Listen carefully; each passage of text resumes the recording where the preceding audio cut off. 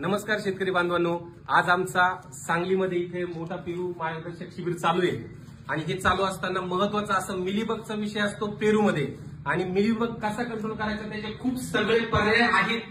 पण हे दोन शेतकरी आपल्यासोबत असे आहेत यांनी एकदम स्वस्तामध्ये शोधून काढलेला पर्याय, फक्त शोधूनच नाही काढला, त्यांना त्याचा फायदा पण झाला. तर सर तुम्ही नक्की सांगा, आता हे दोघं जण जे आहेत दोघांचं पीक जे आहेत सर, आता हे स्वतः पेरूवरती वापरतात. सर तुमचं नाव सांगा आणि पेरूवरती तुम्ही वापरता कसं वापरतात ते सांगा. मी कुंडली गालदर, कोळे तालुका सांगोला. पेरूच्या सीझनला मी मिलीबगसाठी लिटरला 5 ml प्रमाणे, लिटरला 5 ml प्रमाणे कसं जमिनीतनं नाही स्प्रेसाठी स्प्रेसाठी देशी दारूचा वापर केला आणि त्याचा अतिशय चांगला रिझल्ट आला. पूर्ण सीझन मध्ये फक्त 2 स्प्रे घेतले मी.